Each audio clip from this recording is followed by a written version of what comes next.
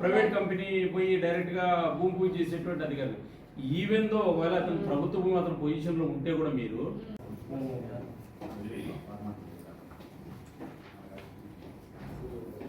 ఎన్పి కొండ మండలంలో మరికొమ్మది పంచాయతీలు ఇప్పుడు భూముల రైతులకు సంబంధించిన విషయంలో కేంద్ర ప్రభుత్వమైన భూములు తీసుకుంటాం. అదే సరే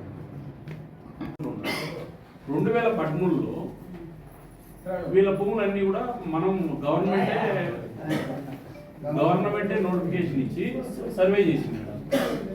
సర్వే చేసి రికార్డ్స్ వెరిఫై చేసి మన దగ్గర పెండింగ్ ఉంది. ఇప్పుడు ఈ మరికొమ్మది పంచాయతీలో దాదాపు 2000 ఎకరాల పొలం ఉంటే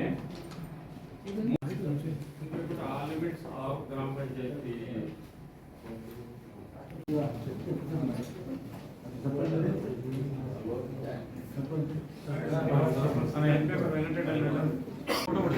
ఓకే ఫోటో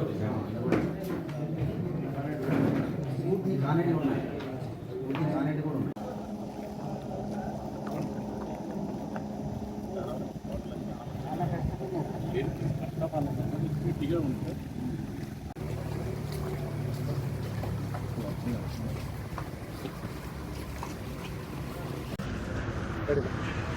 సత్యసాయి జిల్లా కదిరి అసెంబ్లీ పరిధిలో ఎన్పి కుంటకు సంబంధించి దాదాపు 16,000 ఎకరాలు పైబడి రాష్ట్ర ప్రభుత్వం సోలార్ పార్క్ పెడుతుందని చెప్పి ఇక్కడ కొంతమంది ప్రైవేట్ కంపెనీలు రైతులను భయభ్రాంతులకు గురి చేస్తున్నారు.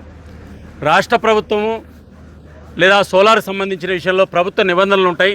ఆ నిబంధనల ప్రకారం ఆర్డీఓ కానీ కలెక్టర్ కానీ సంబంధిత అధికారులు వచ్చి రైతులతో చర్చలు జరుపుతారు.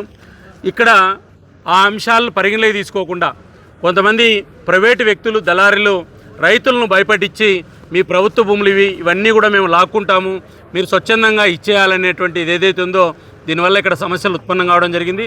ప్రధానంగా ఈరోజు పీస్ డిజిటెక్ అనేటువంటి ఒక లిమిటెడ్ అనే ఒక ప్రైవేట్ కంపెనీ రైతులతో కానీ ప్రభుత్వంతో కానీ లేదా ప్రభుత్వ అధికారులతో కానీ లేదా ప్రభుత్వ నిబంధనలు కానీ పాటించకుండా నేరుగా ప్రైవేటు వ్యక్తులను కొంతమందిని అక్కడికి పంపి ఆ రైతులందరినీ కూడా భయభ్రాంతులకు గురి చేస్తున్నారు. ఇది చాలా తప్పు. ఈరోజు రైతులకు సంబంధించినటువంటి ఈ సమస్య మీద ఆర్డీఓ గారిని కలవడం జరిగింది. కాబట్టి ఒకవేళ పరిశ్రమ రావాలంటే లేదా పరిశ్రమలు నెలకొల్పాలంటే ఖచ్చితంగా స్వాగతిస్తాం. కానీ అదే సందర్భంలో పరిశ్రమలకు సంబంధించి ప్రభుత్వ నిబంధనలు పాటించాలా.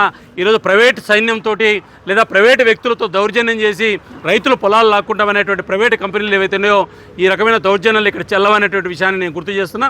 ఈ సమస్యనంతా కూడా ఆర్డీఓ గారి దృష్టికి తీసుకెళ్లడం జరిగింది. కాబట్టి ఎన్పి కుంట మండలంలో ఏదైతే మరికొమ్మదిన్ని పంచాయతీలో జరుగుతున్నటువంటి రైతులను భయభ్రాంతులకు గురి చేసే అంశం మీద వాళ్ళు కూడా చర్యలు తీసుకుంటామని చెప్పడం జరిగింది.